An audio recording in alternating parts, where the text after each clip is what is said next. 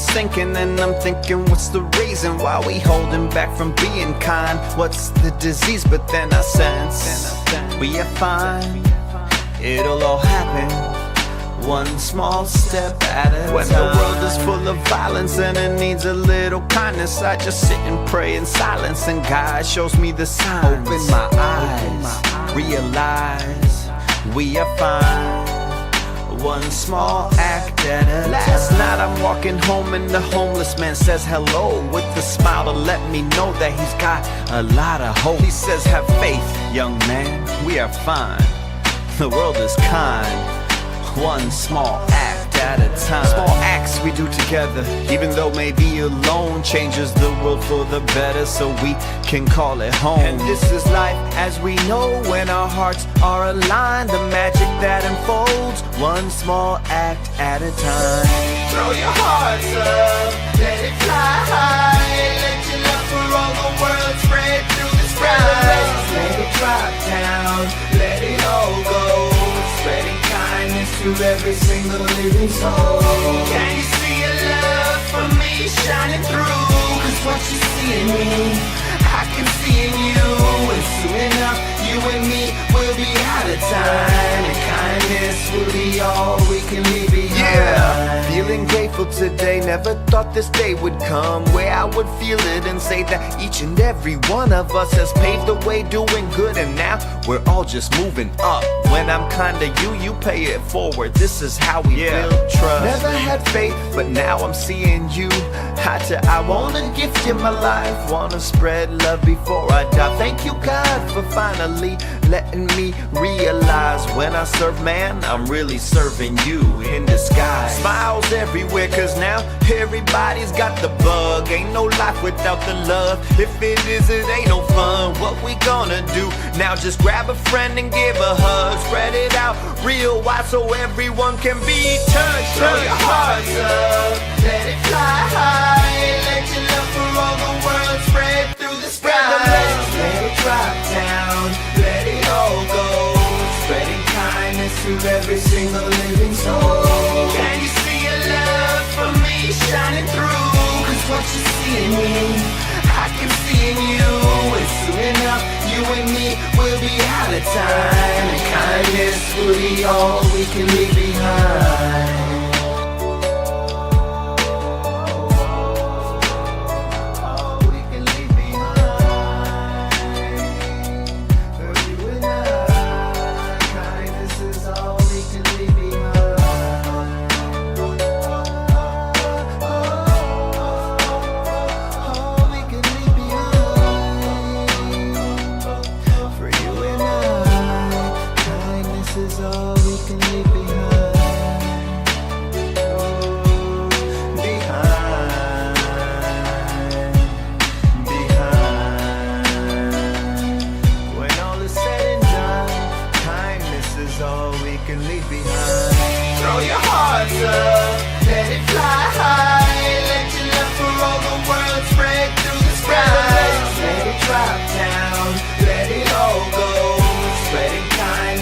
Every single living soul.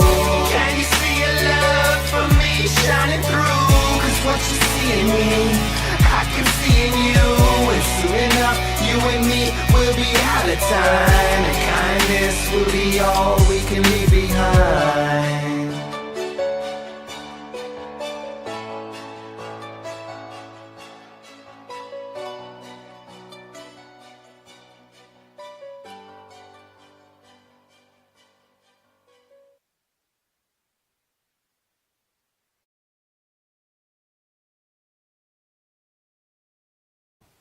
Good morning, Napa Valley. So good to have everybody here this morning. What a beautiful day it is. A little chilly start, but now we're starting to warm up. We're going to warm up even more because we've got Bodhi in the house with some music. Yeah. What you got for us today, Bodhi? Whoa, let's turn that reverb down. Check 1, 2. Hey, good morning, everybody. You know this one now. You don't even need me up here. You can sing it by yourselves. All that I see, all that I hear, all that I feel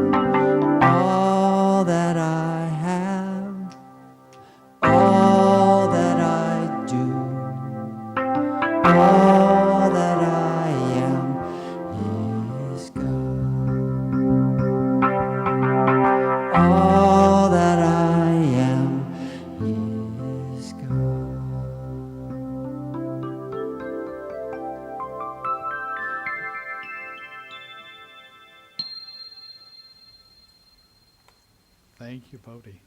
Oh, let's give him a round of applause. So I'm Reverend Jay, the spiritual director here, and just a special welcome to all of you, whether it's the first time in a while or your first time here or your umpteenth time here, as well as those online, we say welcome. It's just such a lovely day to be here. What's interesting, now that we moved the musician on stage, the stage feels a little smaller, but we can open up the window, so if that gets too bright, you can drop those curtains. But for now, we can just let the sun come in because we're enjoying the sun right now. So it's a beautiful day. We'd like to begin our services with our vision and mission statement. So if you'll look up on the screen and read with me. We are an inclusive community for spiritual growth and compassionate action.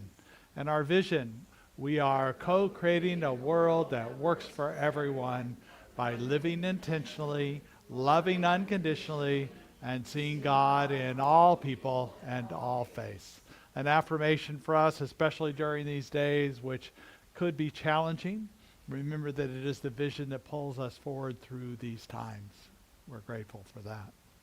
We do have a number of things going on, and I just want to give you a little information about it. I'm doing a new class called Ancient Wisdom. It's starting on February 5th, 6th Thursday, starts at 6:30 p.m. We do have a new registration. Last week we had the old registration, a new one that offers discounts to people who are volunteers here and who are active in it. So if you look on that link, it will give you that, as well as a few scholarships available if that is a need, on a need basis. Let me know, and I can make those available to you. And then also February, which is next week, we're starting a new theme, and we're kind of beginning it today talking about embracing the edge between our inner and outer, and also the edge between things that are conflicting in our minds, and how we bring forth something new. We have to step out on the edge to create that, finding new ways of doing things, because the old way isn't working. So on February 1st, we're doing a vision day after the service. Sounds like we might have some rain on next Sunday, so we'll be in here, but we'll be creating a large vision board for the community, and everybody can participate by putting images of what you want to see the community express into. And we'll be doing that for 3 Sundays in February. And if you have some images you find online, print them out, or magazines you have, calendars you have, bring them in, and I'll have some as well here to do. And then on the 15th of February, we're having the annual community meeting where we vote on Board of Trustees. You're presented with information about the 2025, as well as the budget for 26, and we'll also have some time for you to give input, not only the vision board we're going to be talking about, but more specifics about classes and venues you might want for different things like that. So please join us for that. The annual meeting will be streamed for those of you who are online who want to hear and see that as well. So that's February.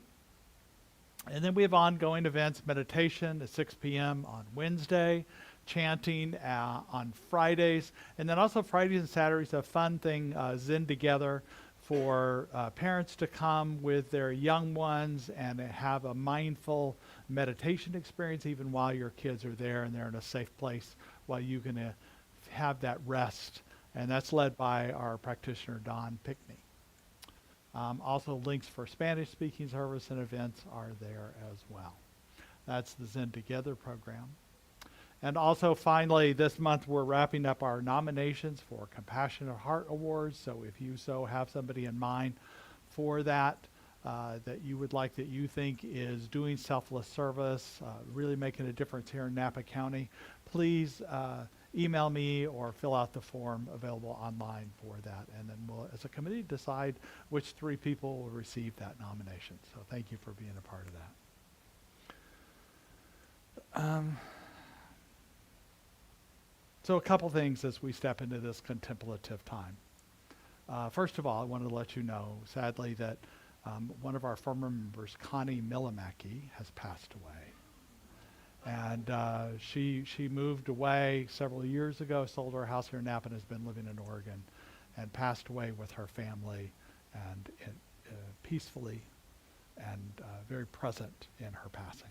So sorry to hear that about Connie. I know many of you are very close to her. She was an important part of this community for a long time, and a blessing to us all. So, and then the other piece is no matter where you are politically or socially, I think the events in Minnesota have been difficult. And I just want to let you know that as a home office, so these are things, why I bring it up now, is these are things we want to bring into prayer and dark relative time for Connie and her family and for the people of Minnesota. It's tragic, and our home office has made a statement about it. They made it before the violence that happened this week. But I want to read you some pieces of it. This is from Reverend Dr. Sunny Contrell Smith. And she released this, she's our spiritual leader. So she's the leader of all the movement. And she said this, at the heart of science and mind is the recognition that divine spirit is present as every human being, every human life, and that true spiritual practice calls us to honor the dignity, safety, and well-being of every living being. We affirm that every individual is an expression of spirit worthy of love, respect, and justice. We are deeply troubled by the events that have unfolded in Minneapolis. We know this situation and the broader harsh patterns of law enforcement have affected immigrant families and communities nationwide. They strike at the heart of our shared humanity and raise urgent questions about how we protect life, uphold due process, and honor the spiritual worth of all people. As people of faith rooted in the science of mind, we cannot be silent while fear, violence, and policies that undermine our human dignity persist. We join our voices with interfaith leaders in diverse community groups, calling not just for prayer and vigils, but also for peaceful public action that furthers justice, compassion, and human rights. We stand arm in arm with our immigrant family, knowing that immigrant status is not a symbol of relative worth. So with this said, I want to, that we are not taking this passively either, that we will hold it in prayer. There's a vigil tonight at 5 p.m. at Veterans Park I invite you all to be at, that I'm going to be part of. And we continue to, as the interfaith group, it may not seem like we did MLK last week, but we're also talking to our individual communities, the progressive ministers and imams and rabbis that are part of this. Because this is important for us to take a stand for the value of each person, because what happens to one person happens to us all. And to stand in peace. There may be a lot of things we can't do. We can't have total control of everything. But we can stand in peace and love in the way we can. And stand in clarity that due process is important. That every life is worthy. And I know that immigration is a complicated issue. Very complicated. And I agree, actually, that it's not, the system we had before was not working. And we can find a common sense approach to that. A way that works for everybody. Allowing due process and a pathway towards citizenship when a person is contributing lawfully in everything they do. And I will stand up for that, and the interfaith group stands up in this. And I'm not asking all of you to stand up. You do what you calls you. But I would ask you not to hide away if something calls for you to come forth in a peaceful way, nonviolent way, the way of Martin Luther King. Last week, I was actually quoted in the paper, if you saw the article about our commemoration in the Press Democrat. I was quoted. I didn't know, no one came up to me and asked me a question, but they quoted what I said out loud. And that's, I said that if I paraphrased myself because I can't remember what I said, but I said if you might be surprised at this vigil that it's political, but in truth, if Dr. Martin Luther King Jr. was here, he would say this and much, much more. And so we stand with those before us in knowing a greater truth for all people and a world that works for everyone.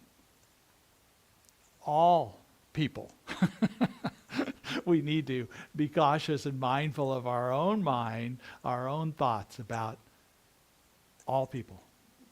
Are you hearing me? That's the way we find a world that works for everyone. So as we go into this contemplative time, let us know peace and love within our own hearts and peace and love in all hearts around the world. And so it is.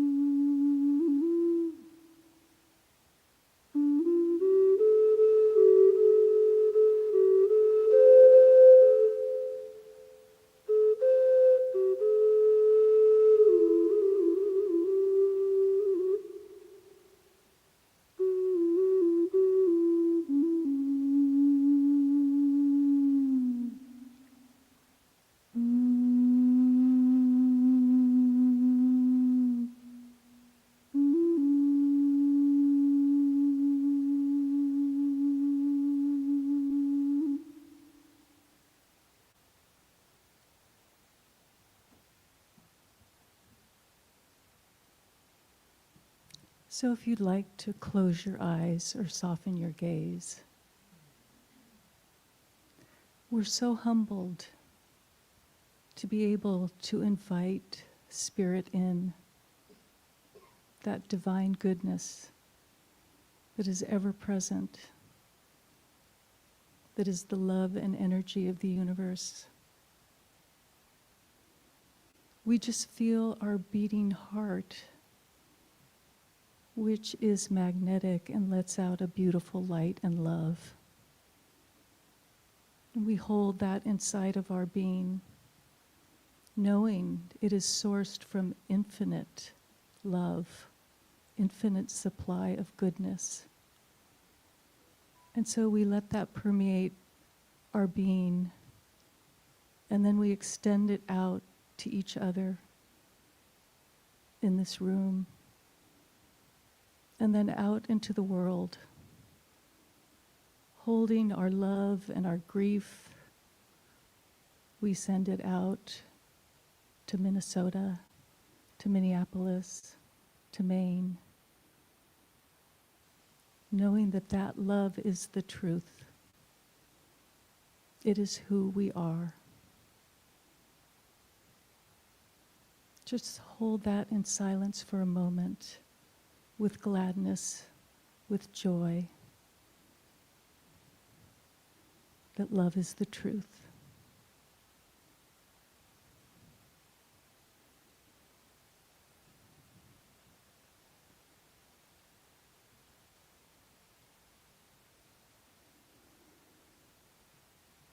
So just living in that confidence, knowing that beyond the conditions, all is well, and we're here together today, and we give thanks for that.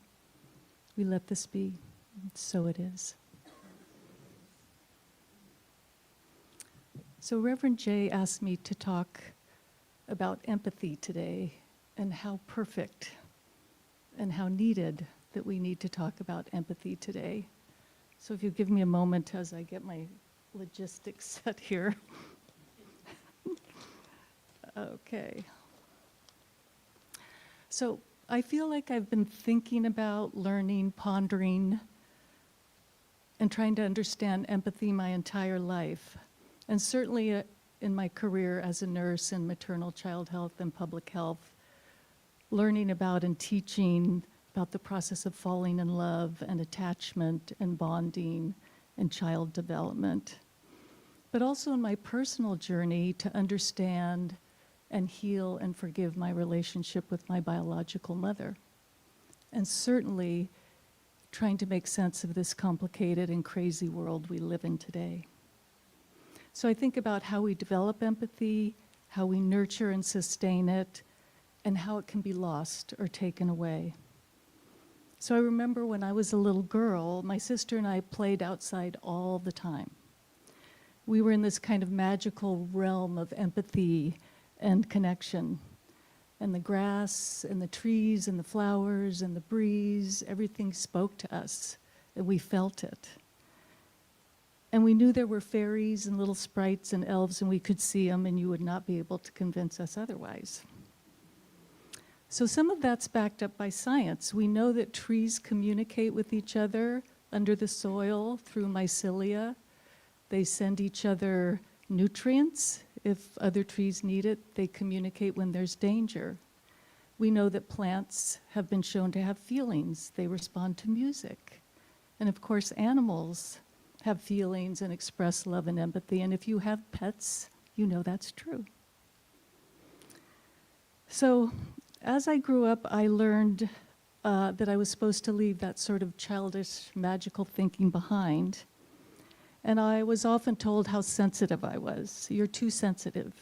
You're too nice. You're too emotional. And as I grew older, I had to kind of toughen myself up and grow a kind of second skin so I could live in the world.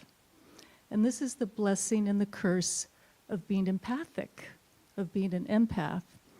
Empathy being the ability, the capacity to feel the feelings of another person or being, but to feel them in such a way that the other person feels you feeling with them.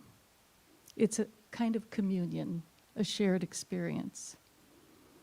And when you feel the feelings of others deeply, it's sometimes painful. There's a cost. Sometimes you can over-identify with people's feelings and experience.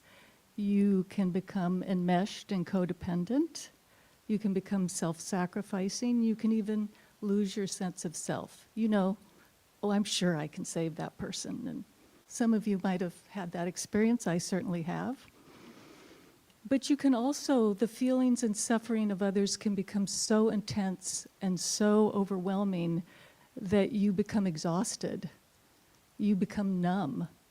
You have compassion overload or burnout. You can become cynical and negative. So empathy to me, like love, requires self-awareness, self-discipline, and healthy boundaries. It's a practice, and it's part instinctual, part learned, and it's also spiritual. It's the foundation of love. It's our ability to form relationships and to care for and collaborate and nurture others and ourselves. It's the core of our capacity to cooperate and collaborate with others. So it's crucial for the evolution of society and civilization. So we know that everyone has the capacity for empathy, but it really is the domain of the feminine.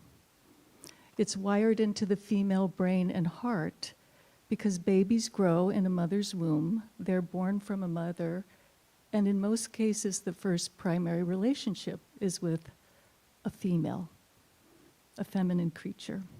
And this is despite the fact that historically the attributes of the feminine, of empathy and nurturing, have been devalued and thought that that's weakness, and we've honored the masculine attributes of strength and autonomy and self-determination. So you forgive me because I love to talk about this stuff, and now I'm going to be channeling Barry Brazelton. But you know that a baby's survival depends on that empathic connection. They have to get an adult to fall in love with them and take care of them. So empathy develops within the relationship of caring and nurturing, and that's the foundation of bonding and attachment. So when a mother holds a baby and the baby makes a little gurgle or a little smile or their eyes brighten, the pleasure center in the mother's brain lights up, and she has a flood of hormones, oxytocin and serotonin and all these things. And when she responds and she smiles at the baby or talks or laughs, the pleasure center in the baby's brain explodes and lights up. And the baby has a rush of hormones and oxytocin. And so this begins this dance of reciprocity, of responsiveness back and forth. It's a dance of attunement, and repeated over and over again, day by day. That grows the baby's brain. All the neurons go to the right place. You get a physically, emotionally, and mentally healthy little person who grows up, who's well regulated and has the capacity for joy and love and empathy. But I hate to say, things can go really wrong. And I'll give you an example. So years ago, Dr. Bruce Perry from the Child Trauma Academy studied orphans who were put in warehoused orphanages in Romania after the war. And there weren't enough caregivers. So it's not that the caregivers didn't care, there weren't enough of them. So the care was rudimentary: feed the baby, diaper the baby, put the baby in a crib. And when they did PET scans of the baby's brain and the children's brain, first of all, the brains were smaller, kind of atrophied, if you will, and the areas of the brain where empathy develops did not develop, and they called it black holes. Also, these babies and children were small physically, they didn't grow well, and some died, and that's failure to thrive because of lack of nurturing. And of course, there's years of research in epigenetics. Hang in there with me while I do the science part. They do lots of experiments on rats and mice because they reproduce so quickly that you can see them from generation to generation. And if you take a pregnant rat mom and you stress her, when she has her pups, she doesn't know how to do the licking and grooming, nurturing behavior, and she doesn't know how to nurse her pups. So when those pups grow up, they have health problems like diabetes and hypertension and obesity, but they also don't know how to nurture their own pups, the licking and grooming and nursing. The good news is, if you take those poor little rat pups and you put them with a healthy mom, and she licks them and grooms them and nurses them, they grow up healthy and able to do that to their own babies. So there's always a way to heal things, and that is good. So in this moment, we are in a crisis of empathy.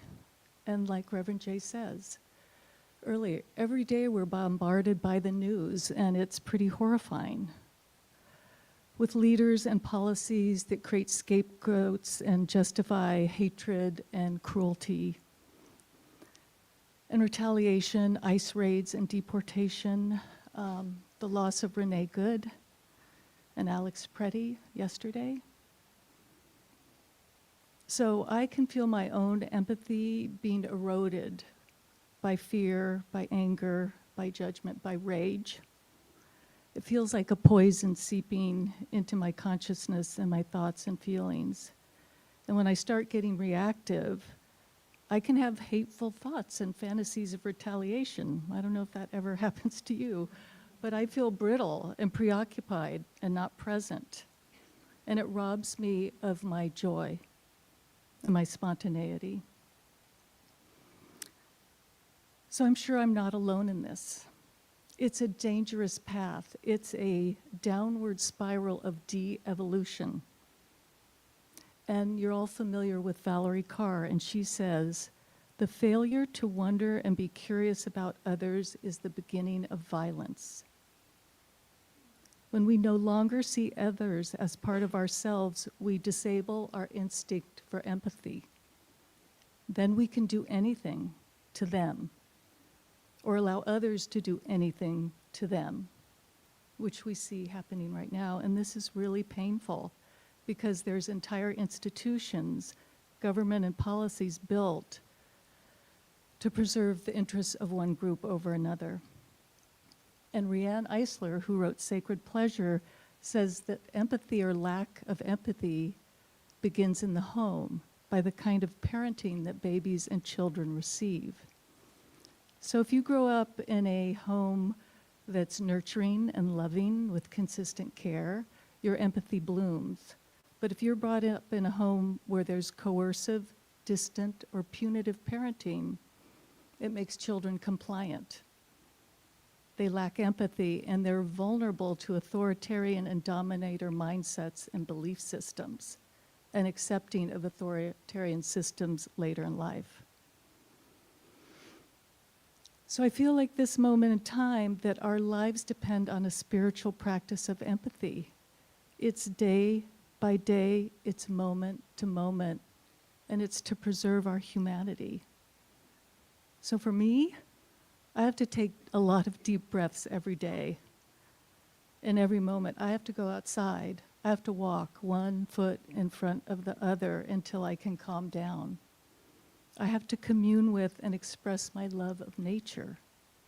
I have to say many, many prayers and meditate. And remember, the sun is still coming up, the birds are still singing, the stars are still in the sky. And work to let go of my fear, my judgment, my anger, so I can remind myself of the truth of who I am, of who you are, and who we are. We're beings created from a single divine source of light and love. And sometimes I say Ho'oponopono. You probably know what Ho'oponopono is. Sometimes I have to say it a lot when I'm having a particularly nasty or judgmental thought. Over and over again until I can feel myself calm down and come back into presence. I'm sorry. Please forgive me. I love you. Thank you. This is a way to extend universal love to everyone, even the strangers, even the enemies. So essential to our capacity for empathy is our ability to forgive and make repairs in relationships. Empathy builds a bridge to reconnect. It strengthens our relationship and our ability to love. So in these times of darkness, hold steady. We have to hold steady. We have to stay calm. We have to remember what is beautiful inside of us. We have to smile and laugh and be with people we love in our community. Empathy and love is a revolutionary force for change and for good.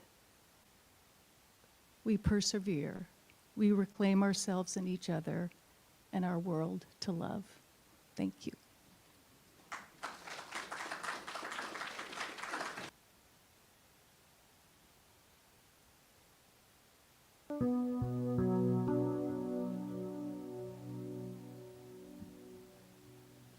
Broken hearts and broken wings, bring it all, everything. Bring the song you fear to sing, all is welcome here. Even if you broke your vows 1,000 times, come anyhow. Step into the power of now, all is welcome. See the Father and the Son, reunited, here they come, dancing to the sacred drum, they know they're welcome here. See the shaman, the mighty priest, see the beauty and the beast, singing I have been released and I am welcome here. La la la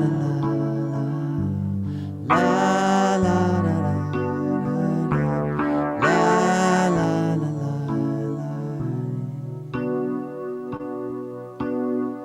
Bring your laughter, bring your tears, your busy lives and your careers. Bring the pain you married for years and all is welcome here. Freedom's not so far away, just one price we have to pay. Live our dreams till they fade away and let them go. La la la la la la la la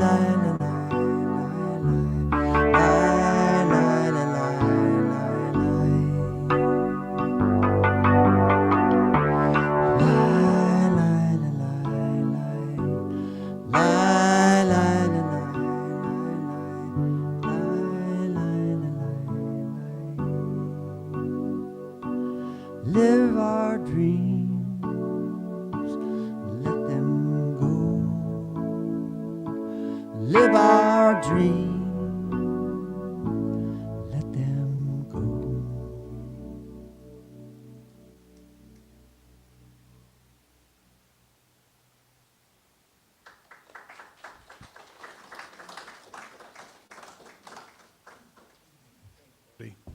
You know, it's interesting that I've heard you sing that song before, and on any given day, you hear something different in words, in a poem, in a talk, and your line about the father and son. I couldn't help but think of the prodigal son story. Whether it's mother and daughter, mother and son, and just that. We can just keep an open heart for people. We don't want to close off. We want to keep open for all. That's the only way this is going to work. For whenever they choose to open up themselves, we know that's the truth of who they are. And it's interesting going through this idea about empathy and how we can be open at the top and empower our empathy. Empathy is not natural, actually. As babies, we are dependent on those around us, so we expect people to serve us. And in a way, if we don't shift things in our lives, if we don't spiritually and emotionally mature, we kind of stay that way. Like, what's in it for me? Kind of thing. Even as our social relationships as kids, we grow up, sometimes we are nice to others so others will be nice to us, but we don't really, it's not because we're altruistic or we care about others on a deeper level, but we do learn that in time if we're willing to be open. But it does require us to be vulnerable. And vulnerability is not something, really we're built from the beginning for survival. And vulnerability and survival don't go together all the time, or we don't think of it as. Later on we learn that if we're vulnerable, if we're empathetic, if we're open, our hearts are open, then we have relationships that are deeper and more profound. We have an inner connection with a higher self that is more profound, more connected. And we can be spiritually magnificent and really make a difference in the world, in our presence and our being. It's not about doing, it's about the way we are being. And empathy is kind of the core of this. That, and let me say a couple things here first.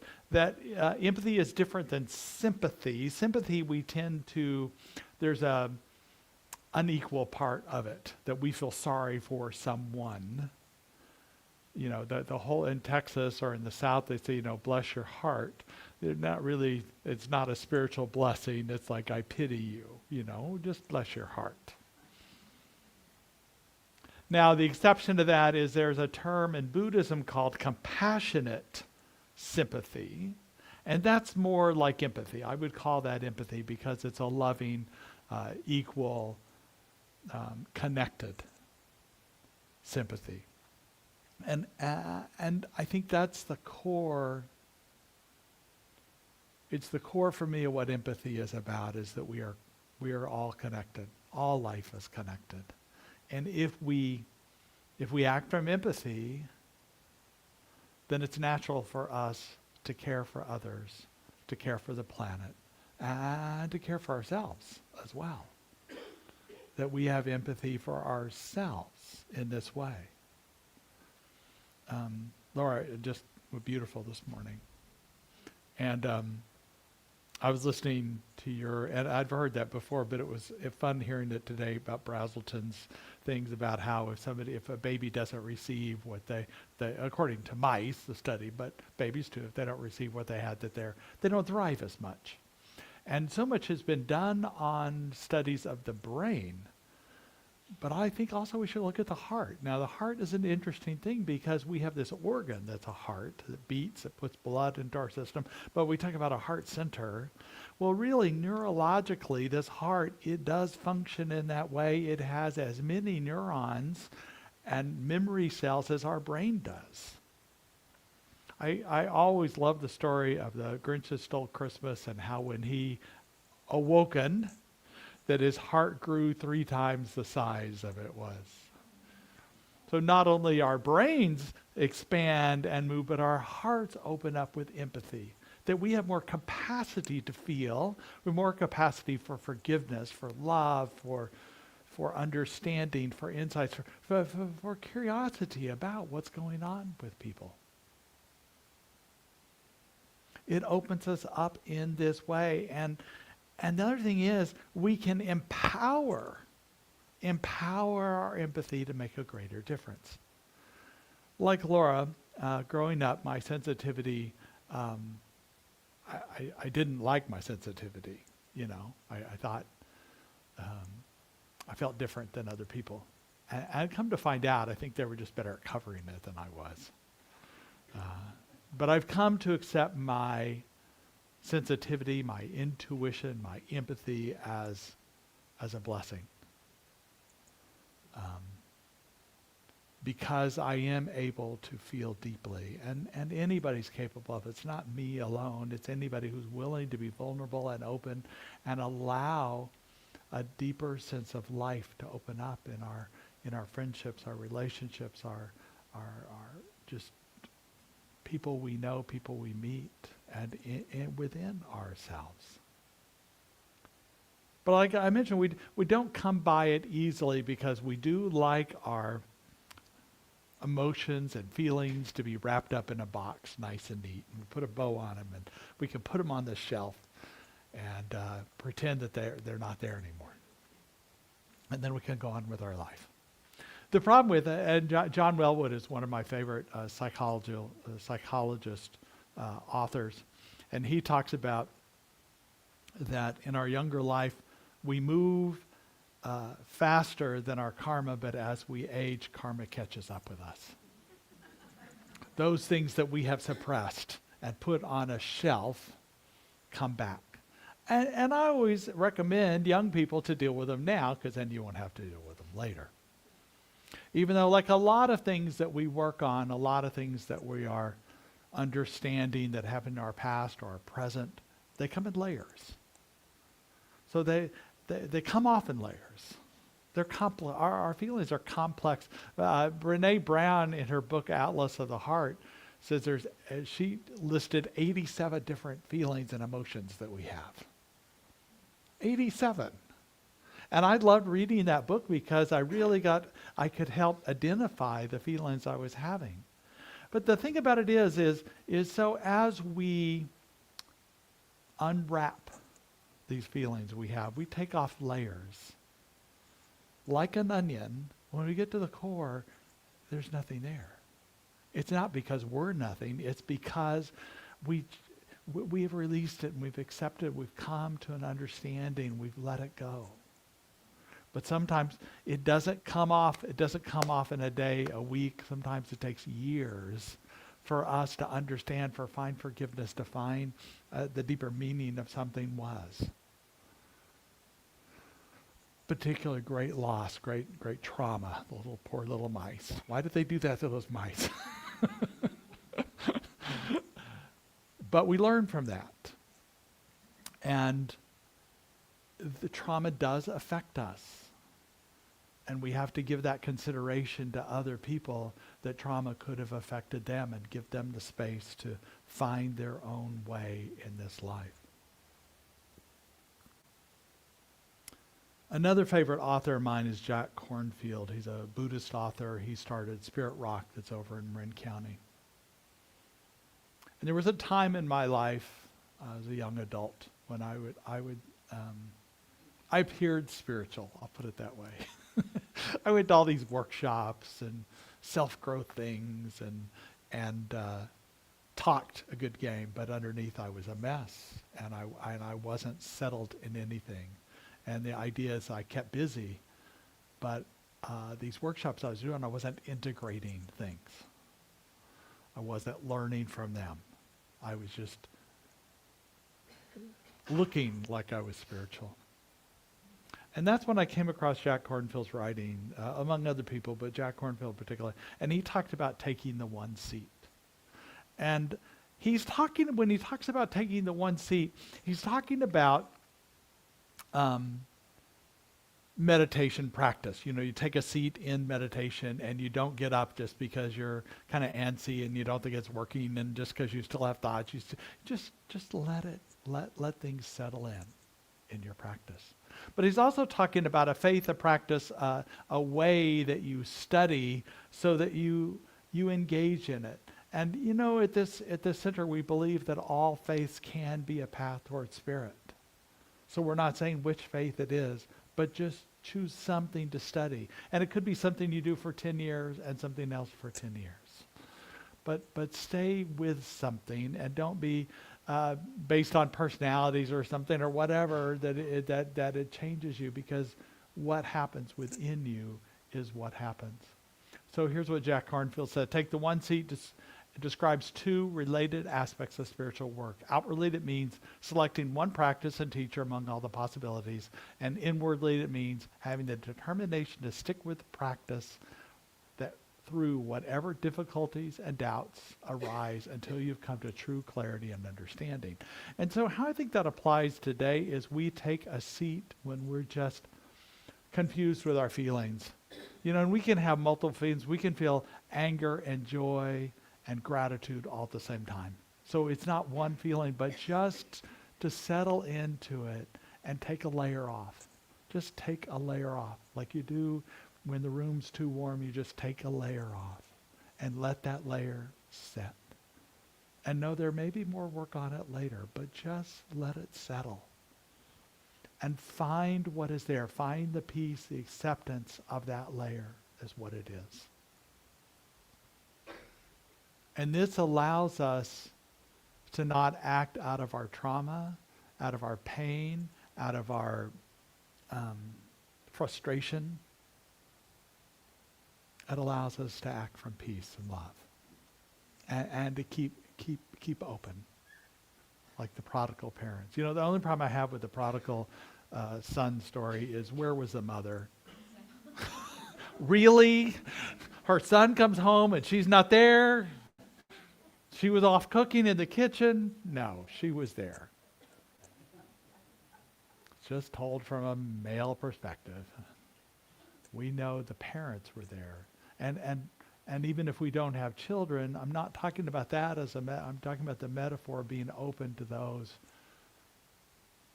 who come back into our lives, or who come new into our lives, or metaphorically they come into our lives. We just keep our arms open for them in empathy and love, not closing up, not, we're going to have our moments. I'll tell you, sometimes just to get through a day, I need to shelve my feelings. I do. I put them up on a shelf. Maybe it's a service today. Maybe I didn't need to do it today. There was a time this morning I thought I might need to, but I'm open today. But there's sometimes I need to put my feelings up on the shelf and then bring them down when I'm ready to deal with them. And that's okay to do as long as we remember to bring them back down, right? So empowering our empathy. Just certain things that we want to be able to do in order to that. The first one is to seek health and healing in body, mind, heart, and soul. This is taking this one seat. Just allowing yourself to find the pathway towards healing, whatever that is. You may not be able to see it, but you don't have to. Allow spirit within you to find that healing and health. To allow yourself to feel fully.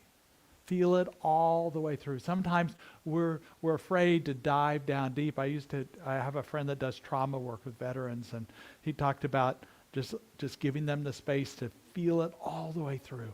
Because on the other side, guess what? Is the onion. You open up and there's nothing there. We're afraid there's going to be something there that we are damaged or hurt in some way. It's not true. We are all beautiful beings. We just need to open up the layers like a lotus to allow it to happen. Feel fully. To ground yourself. This is so important, especially during this time, to feel the earth beneath your feet, even if you're on carpet and concrete here. Feel this groundedness. Feel centered. And if you are, no one can knock you off. No one can change your direction. You are clear about who you are. Wendy DeRosa said that grounding is our physical connection. She's the author of Becoming an Empowered Empath. Recommend this book if you've not heard her, or her YouTube videos are amazing.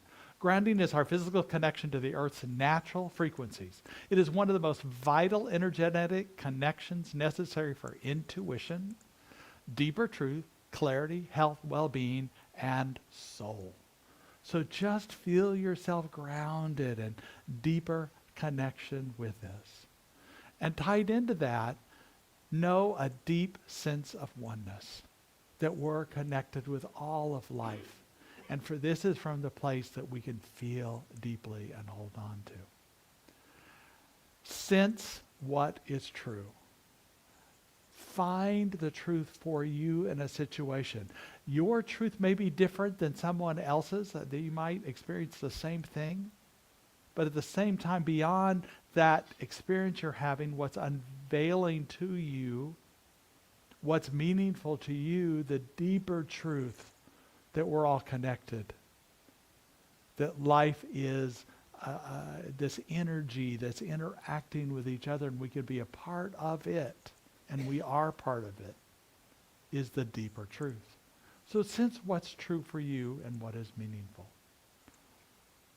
Claim empathy as a gift.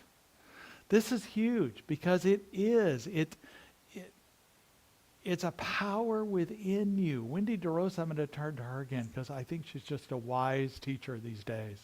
Your gift as an empath is that you feel what's true.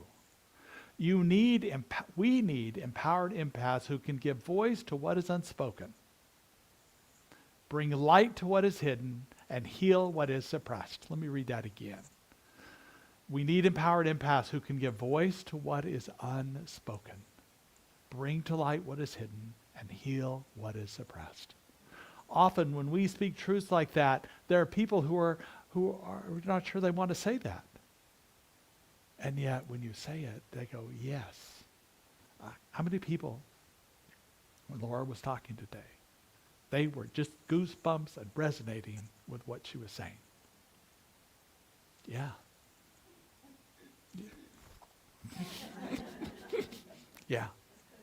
Because she was speaking what was true, and we heard it. Bring to light what is hidden, heal what is suppressed. And finally, step into your spiritual magnificence. Step fully into your power. Step fully into the truth of who you are. This is the magnificence that is within you. It is your inner light. It's not meant to be hidden. And Spirit in you is encouraging you to step out. Does that mean we go crazy and we stay within our lane, what we're called to do? But don't wait for the call. Ask, is this mine to do?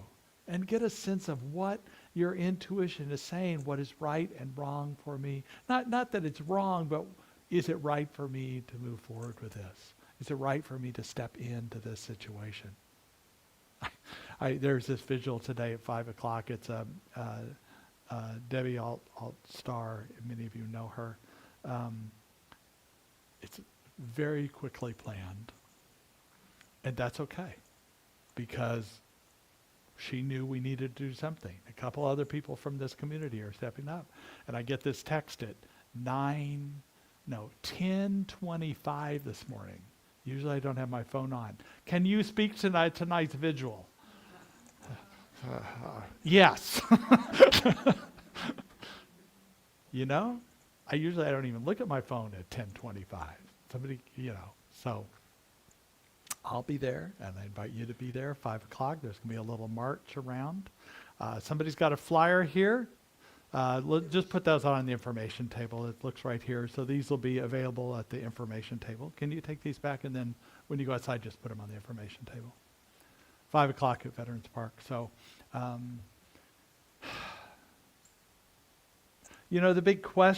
today's big question I have is, at first I was saying, can we feel too much? More, I want to know how we can be empowered empaths in our lives, how you can use these gifts of intuition, sensitivity, knowingness within you. How will you make a difference in the world? And prayer is a great start. It's the basis of what we do. And we'll be praying, practitioners will be here praying. We'll be praying this week.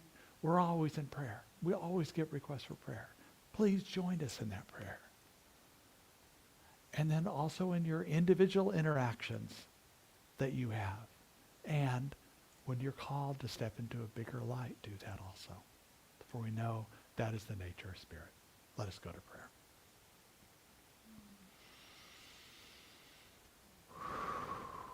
It is the breath of life that we breathe. That is spirit itself, and we're so grateful for this. We know the spirit within us guides us, leads us, opens our heart to the degree we are ready to open our heart. To have that embrace of love and joy for all people.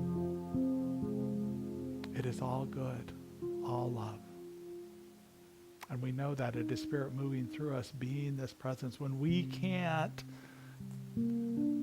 think we can do something, can't cope with something, not sure the path forward, spirit is moving through you right now, through us right now, being this magnificence. And just allow it to be this power. It empowers our empathy right now. And for this, we're so grateful. Today and always. And so it is.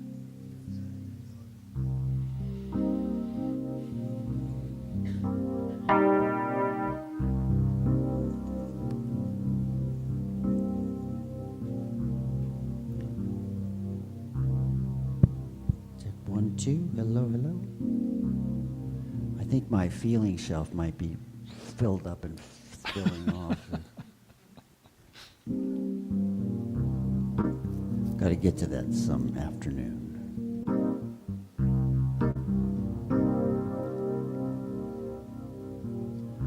You can go at your own speed.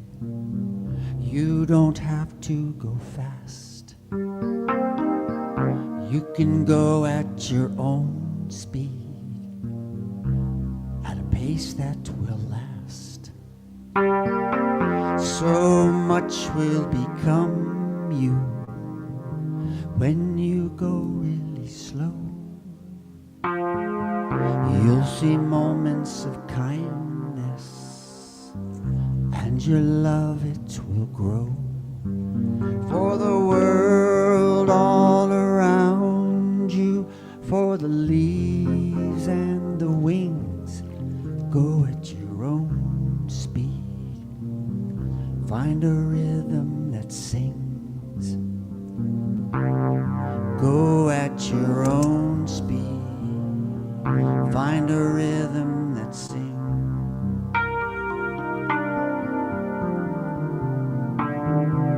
You can stop when you want to. Feel your feet on the earth.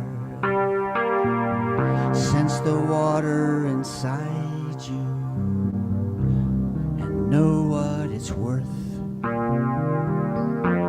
So stop when you want to. Feel the smile on your face.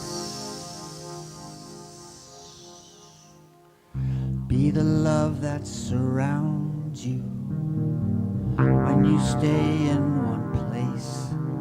For the world all around you, for the leaves and the wings, go at your own speed. Find a rhythm that sings. Go at your own speed. Find a rhythm that sings. Find a rhythm that sings.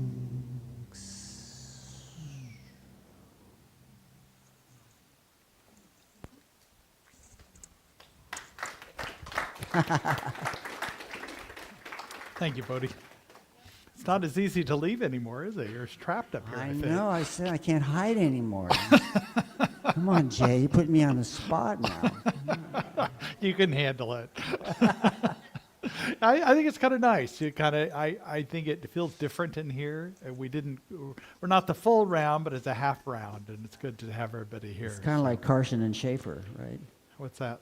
I'm missing Johnny Carson and Paul Schaefer. Oh, I see. There you go. Okay. Come on. You're dating yourself a little bit there. I think some people here know Johnny Carson. There's a time in our service when we invite you to be part of the law of circulation. We know reciprocity happens when we're giving and receiving, and life opens up our heart in many ways. If our ushers could come forward, please. We appreciate your contributions either in the past or today, supporting our vision and mission. Many ways to donate. We appreciate all those ways.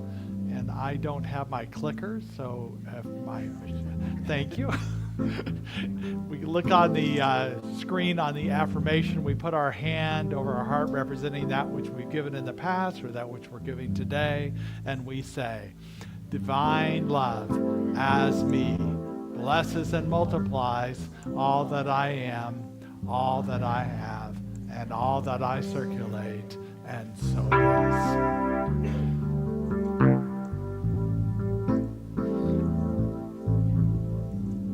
God is the source of who I am. God is the dream of what I do. And if it's God I'm a-talking to, I give myself to be used by you. God is the source of who I am. God is the dream of what I do. And if it's God I'm a-talking to, I give myself to be used by you. Sing it out. God is the source of who I am. God is the dream of what I do. And if it's God I'm a-talking to, I give myself to be used by. Last time. God is the source of who I am. God is the dream of what I do. And if it's God I'm a-talking to, I give myself to be used. I give myself to be used by. You got it.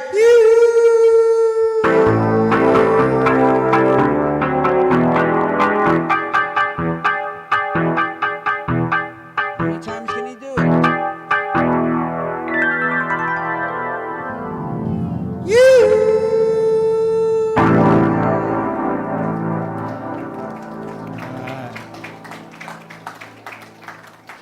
We welcome everybody today, especially those people who might be here for the first time. We have a pamphlet for you, a little information about us. You can get more information out on the welcome table at all. If you're willing to raise your hand, we'd like to give you this pamphlet. Anybody here for the first time? So glad to have you here today. We have coffee and snacks after the service. It's warmed up a little bit already, as we're grateful for that. And we have an affirmation here today as we raise our hands. Also, welcome everybody online who might be here for the first time. So this goes out to you also. We bless you today, knowing that the peace and happiness we seek is also seeking you. We honor your inner radiance as you let your light shine in the world. We are grateful for your presence in our community, and so it is. So good. If we could have our practitioners come forward, please. Our practitioners are here after the service for a one-on-one affirmative prayer. So happy that they are here. And as we know, prayer, just for requesting prayer, I think things start to shift in your life, but especially if you can hear that affirmed back to you. So a prayer for yourself or others, please join practitioners afterwards. We also have prayer requests in the lobby and prayer requests online. We're getting more online these days. It's interesting. So thank you for being that. We love to pray. We love to pray with you and for you at all times. So, and now let's invite our children forward.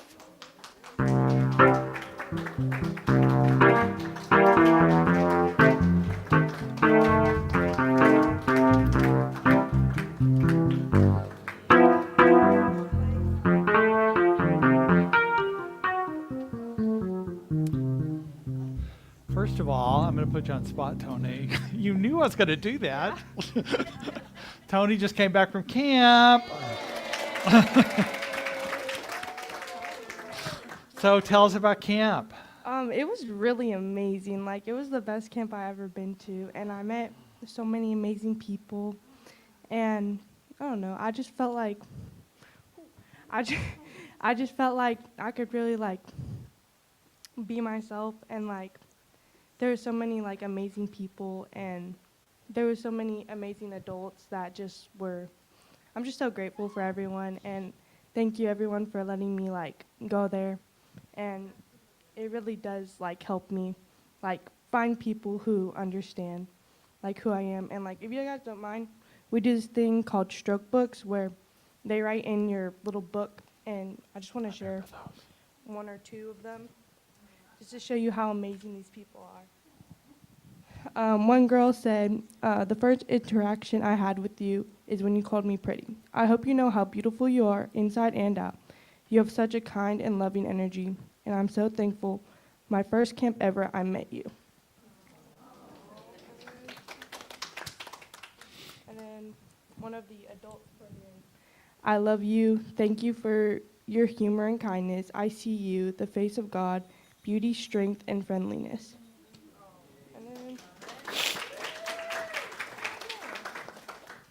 And last one. Your energy is so fire, like funny, pretty, smart. How do you do it all? Thank you for sharing all your light with us at camp. So. And is all of that true? Yes. There you go. So talk about empathy building. And let's pass it to Dawn over here. So how is the kids' time today? Well, we learned about being grateful. So I'm going to pass it to Jazzy here to see what she wants to tell us about being grateful. Be grateful for what you get. And did you want to sing? You don't want to? Okay. We did some singing, and then I don't know. I got driver. I know. Tony, would you like to talk about the magnetism of being grateful? We learned how we're magnets. Yes. What you put out into the universe, you will get back, like a magnet, like how they just connect when you have somebody else around you. That, like, if you're feeling happy, you're gonna attract people who are also happy. So, like, just try to be happy, and so you can have people amazing in your life. That's great. Right, true. Yeah. All right. All right, let's all raise our hands for the affirmation and repeat. We love you, we care about you, and we're here for you. So let's all stand for the congregational affirmation. Repeat after me. Something wonderful is happening through me right now.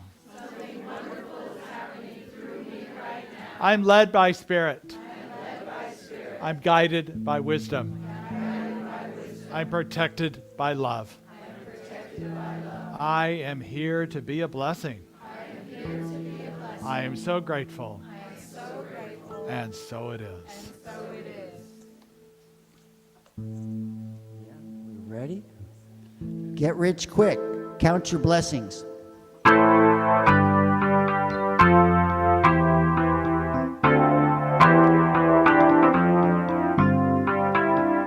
I am a prayer for peace. Wherever I go, peace goes with me. I feel peace inside in every breath, peace of mind. I know the joy of being. I choose fear to relieve. Every moment love wakes up and peace is every step. Peace is every step. And peace is every step. Woo!